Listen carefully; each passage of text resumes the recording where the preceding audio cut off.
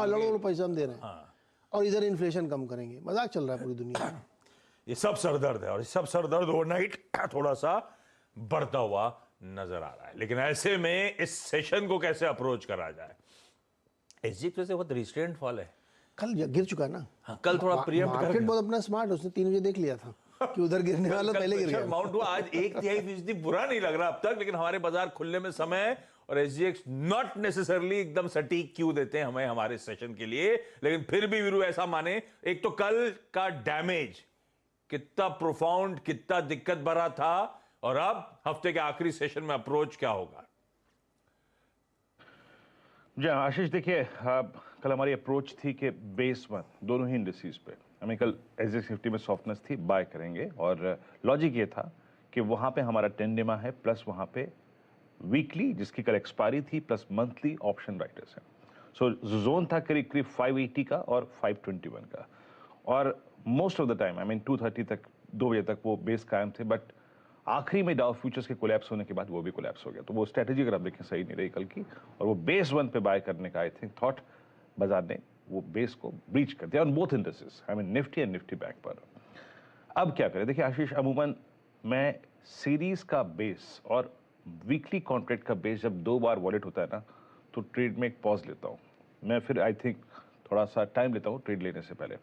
और अभी भी एसजीएक्स 50 जिस प्रकार की टर्बुलेंस है, मैं आज खुल के ट्रेड नहीं दूंगा, मैं अपडेट बाद में करूंगा, लेकिन मैं रणनीति जरूर समझा देता हूं आज।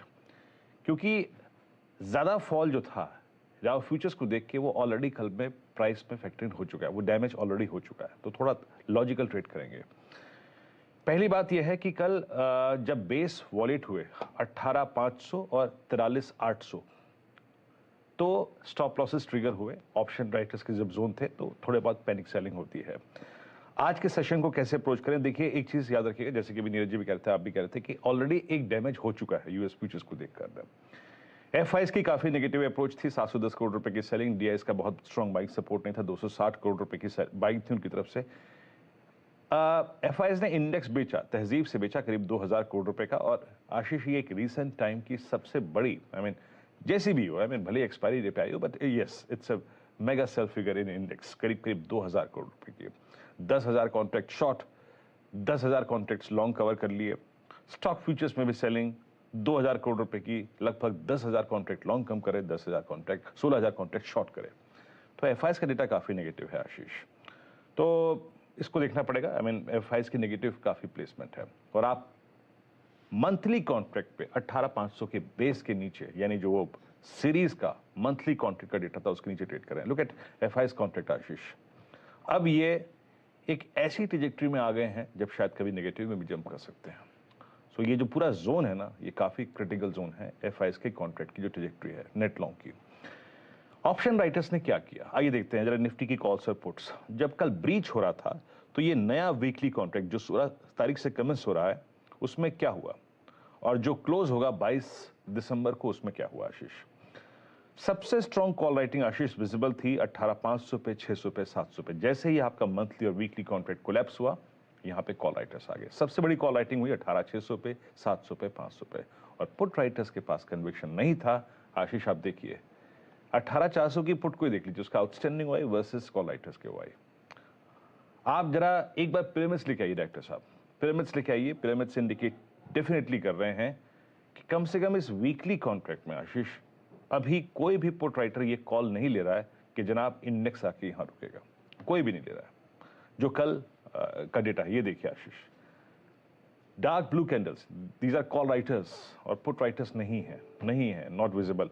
और याद रखिएगा मंथली कॉन्ट्रैक्ट में 18,500 आप ऑलरेडी ब्रीच कर चुके हैं, उसके बाद 18,300 की पुट, और उसके बाद सिर्फ 18,000 की पुट साइजेबल वाई होल्ड करती है।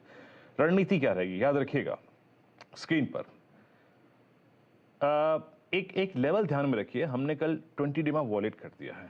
अब जो एक सबसे बड़ा लेवल डेली चार्ट्स पे खड़ा हुआ है आशीष, दैट्स 18,143। 18 जो हमारा पहला रेजिस्टेंस है 18,406, 18,454, याद रखिएगा उसके नीचे वीकनेस परसिस्ट करेगी। रेजिस्टेंस लेके आइए डायरेक्टर साहब प्लीज। फर्स्ट रेजिस्टेंस के नीचे वीकनेस परसिस्ट करेगी, उसमें आप सेल या सेल ऑन राइज के पुश रख सकते हैं, लेकिन वो मैं अभी एडवाइस नहीं कर रहा। 9:15 पे जोन क्या होगा उसको देख के करिएगा। इसके नीचे वीकनेस परसिस्ट करेगी, और याद रखिएगा शॉर्ट तब करिए जब आपको इस 18,143 that is 50 day exponential moving average उससे एक सुरक्षित डिफरेंशियल नजर आए, तब, अदरवाइज नहीं। इस जोन के आसपास कर दिया तो 50 डे में आपको ट्रैप कर देगा। और स्ट्रेंथ याद रखिएगा, रेजिस्टेंस 1 18,406.45 के ऊपर ही आएगी, और 510 के ऊपर शॉर्ट कवरिंग भी आ सकती है। तो ऐसे अप्रोच कीजिएगा निफ्टी को। निफ्टी बैंक, कल निफ्टी बैंक आशीष पहली बार आप इसके डैमेज की तुलना कर सकते हैं कि 13 अक्टूबर के बाद, 13 अक्टूबर के बाद पहली बार ये इंडेक्स अपने shortest moving average 10 day exponential moving average पे बंद हुआ है। तो पेन था, no doubt. Put writers trap हुए थे कल। पिरामिड्स लेके आइए स्क्रीन पे, और ये पिरामिड्स क्लियरली आपको आपकी रणनीति जो है वो समझा देंगे जनाब। क्या है? 44,000 पे कॉल राइटर, 43,900 पे, 43,800 पे। याद रखिएगा ये 3 कॉल राइटर्स सबसे बड़े कन्विक्शन के साथ खड़े हुए हैं। और एक और चीज, जरा इस डायग्राम को स्क्रीन पे रखिएगा, वो जो सबसे कोने पे एक ऑरेंज कैंडल खड़ी है दैट इज 43,000 पुट ऑप्शन आशीष। ये बहुत ही रणनीति का बड़ा भाग है। क्या है ये? ये है पुट राइटर का zone, plus this is 20 day exponential moving average for Nifty bank. So याद रखिएगा बैंक निफ्टी पे वीकनेस तभी परसिस्ट करेगी till the time it will sustain below 43500। 43,500 के नीचे सस्टेन करेगा तो वीकनेस रहेगी, और ऐसे में आप बेस 1 को एक अपना टारगेट मान के चल सकते हैं शॉर्ट का। और याद रखिएगा बेस 1 क्या है?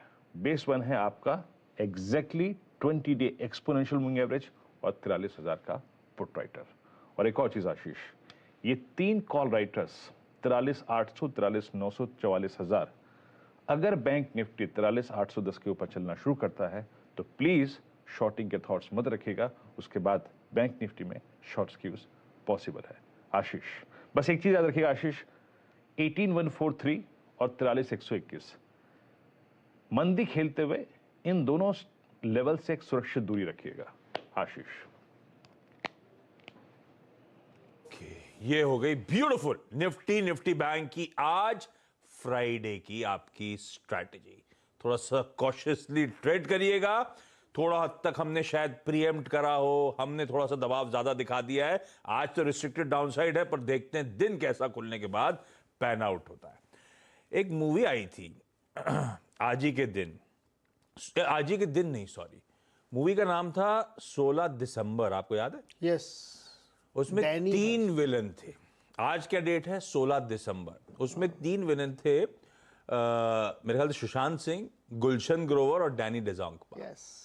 इस समय बाजार के भी आज 3 विलन है, डाउ, नैस्डैक और निफ्टी आईटी। तो जरा सा वीरू ठीक है ना? बिल्कुल बिल्कुल बिल्कुल बिल्कुल सही है। देखिए मूवी एक बार देखिएगा, देखते हैं बाकी क्लोजिंग कैसी रहेगी उसके बाद। ज्यादा दिक्कत हो तो मूवी देख लेंगे। मिलिंद जी हावी होते हैं, डैनी जी हावी होते हैं। अच्छा, मिलिंद जी हावी होते हैं, डैनी हावी होते हैं। आज हावी क्या होता है देखते हैं। आज के कुछ स्टॉक्स न्यूज इंपॉर्टेंट वाले, हालांकि बाजार का सेंटिमेंट तो दिन के दौरान जैसा जैसा मूड बनेगा उससे स्टॉक का बिहेवियर डिसाइड होगा, लेकिन फिर भी जो स्टॉक्स रडार पे रखने हैं, सेंसेक्स का एक रीशफल होना है, रीजिक होना है, वो सेमी एनुअल मंडे को होना है। मंडे को सेंसेक्स 30 बदलाव के साथ नजर आएगा। मंडे को